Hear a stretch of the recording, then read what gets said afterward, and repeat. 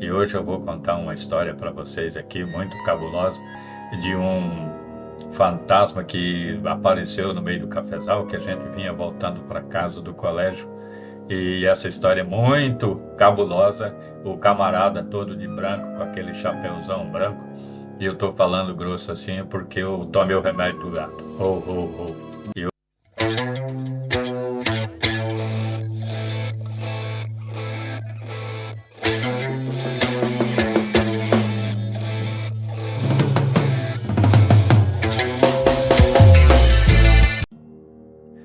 velho, eu não gosto muito de contar história de fantasma porque eu tenho medo de fantasma.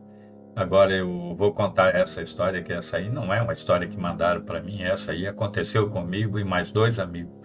Um deles, o mais novo, de 15 anos, mora aqui na cidade. Ele é empresário da área automotiva. Agora, aquele outro de 20 anos, quando retornei para esse estado, eu morei muitos anos fora, eu fui até a cidade dele, que é a minha também, e não o encontrei, não obtive informações dele. Eu creio que deve ter mudado para outros lugares.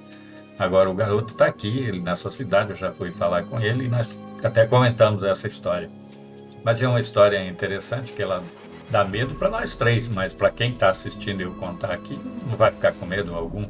Eu vou deixar a imagem do camarada aí que nós vimos no meio do cafezal, próximo à casa desse rapaz de 20 anos. Realmente o cara era igualzinho aquele que está ali naquela ilustração. Eu fiz aquela ilustração com o IA, então você descreve o que você viu, a IA vai lá e produz. Então é exatamente aquilo que eu vi lá. E os outros dois também viram, porque tem um dele que até desmaiou em ver o tamanho do camarada. Mas é uma história engraçada e ela começa assim. Nós morávamos mais ou menos 6 quilômetros do colégio. A gente falava colégio naquela época, porque eu fazia quinta série, os outros colegas também faziam, então nós três estudávamos juntos. Então, 6 quilômetros para a gente ir a pé, dia de chuva, frio, naquela época era estrada de chão, e isso foi lá pelos anos 70, tá? Isso não foi hoje, 2026 não, lá nos anos 70. O que a gente vai fazer? Com guarda-chuva você cai no chão, você suja a tua roupa. Então, eu comprei um jipão. Eu comprei um jipão, que ele fala jipão, mas não é jipão, é duas portas, o Willys, azul, ano 1962. E não, ó, todo mundo tranquilo, até um professor de história desse mesmo colégio, ele morava ali por perto também, e ele ia conosco. Um dia eu resolvi reformar esse Jeep, porque o meu colega tinha um, e o dele era mais novo, era do paralama quadradinho. E o meu era 1962, tinha paralama redondo. Então eu levei o meu Jeepão para a cidade para transformar o paralama dele e pintar, fazer uma pintura nova. Continuei com a mesma azul, só mudei o paralama dele. O que aconteceu, rapaz?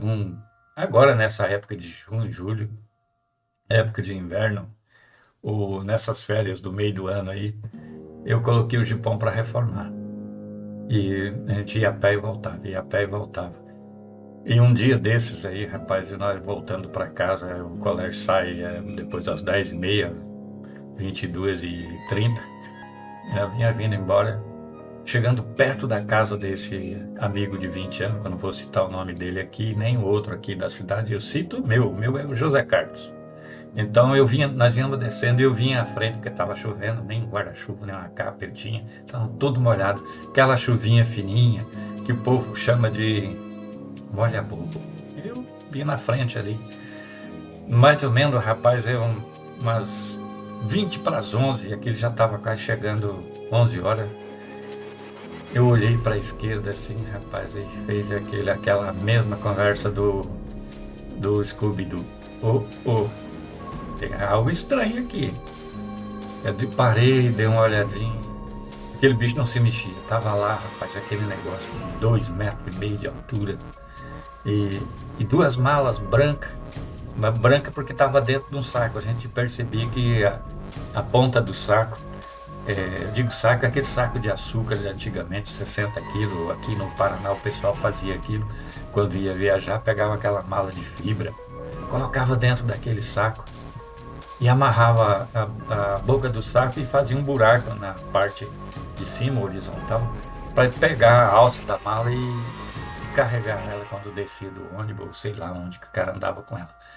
Rapaz, e aquele negócio eu olhei e vi aquele camarada lá todo de branco, eu olhava assim, na minha visão ele era transparente, só que eu não via o que estava por trás.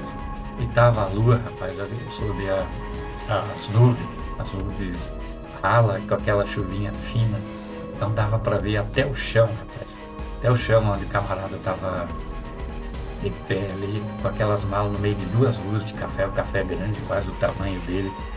E eu falei, eu não vou mexer com esse negócio, não, não vou convidar os meus amigos para nós mexer com esse camarada. Peguei e continuei andando, eu estava uns 20 metros na frente dos meus amigos, e eles vinham contando piada e dando risada. Quando eu ouvi, foi só um grito, rapaz. Deu um grito, eu parei. Aí o garoto mais novo pegou e me chamou. Volta aqui, Zezinho, volta aqui, que o fulano aqui desmaiou. Aí eu peguei, subi correndo, cheguei perto dele, pedi para ele o que houve. Ele só fez com o dedão assim, aqui, olhasse para na rua de café, o lado esquerdo. Nós descendo o carreador, então estou falando do lado esquerdo, qualquer lado para vocês aí é o lado esquerdo. Rapaz, eu olhei para lá, tava o cara de pé lá. E o camarada viu que o nosso colega desmaiou e não fez nada, ficou na dele lá. E falou assim: "Opa, causei um susto aqui e o camarada desmaiou lá." O que que aconteceu?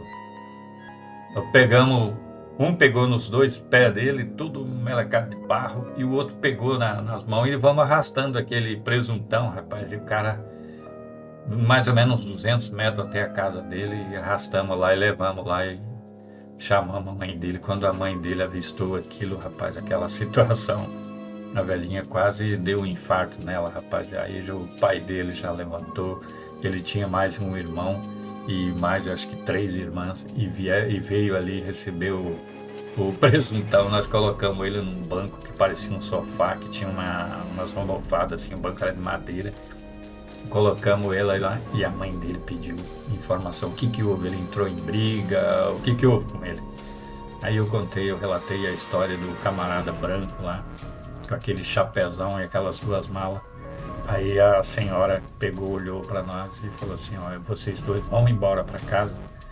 Amanhã nós vamos voltar lá e vamos descobrir o que houve." E eu, ó, já era decidinho assim para até chegar na minha casa, só tinha mais uma propriedade entre a deles, tinha mais uma propriedade, daí a terceira era do meu pai, onde eu e esse amigo morávamos. Aí chegando no outro dia, rapaz, voltamos lá cedo, lá pelas 7h30, 8 horas, fomos lá. Tava dando aquela mesma chuvinha de sempre. Sempre que eu digo era no inverno, né? Fomos lá. O cara já tinha se recuperado, mas lembrava exatamente do que ele viu, rapaz. Diz que o coração subiu lá em cima e ele caiu. Chegamos lá, fomos uns 20 metros para dentro, assim, na rua de café. Não tinha nenhum rastro, rapaz, não tinha nenhum rastro de ninguém naquele negócio ali, de que o cara estava de pé naquela posição. Aí voltamos para casa, o rapaz, o meu amigo e os dois pais dele. E aquela história ficou ali entre a gente, não comentou com ninguém. Aí eu me lembro que eu pedi para os pais do meu amigo que desmaiou, se alguém parecido àquela figura, aquele camarada lá, tinha morado antes naquela propriedade dele, ou ali por perto, na vizinhança. Ele disse que não. E aquela propriedade foi ele que comprou ela, era o primeiro dono, ele que desmatou, beneficiou a lavoura e plantou aquele café, e fazia muitos anos que ele morava ali, praticamente a família dele tinha criado ali. O que que nós deduzimos? Que aquilo, até hoje, eu conto isso de vez em quando para alguns colegas. O que que nós deduzimos? Que antigamente aqui nessa região tinha aqueles caras, a gente chamava de cacheiro viajante, aqueles caras que viajavam vendendo bugiganga de bazar, essas coisas. Que um cara daquele morreu e a alma dele volta para andar onde ele andava. Eu acredito que seja isso aí. Mas essa aqui é uma história verídica, porque história de fantasma, na realidade, são todas imaginações da nossa mente. mas nós tínhamos várias pessoas e os pais do garoto não viram, mas nós três vimos aquela situação, aquela figura, aquele cara daquele tamanho, rapaz. E eu vou continuar afirmando para vocês que aquele negócio existe.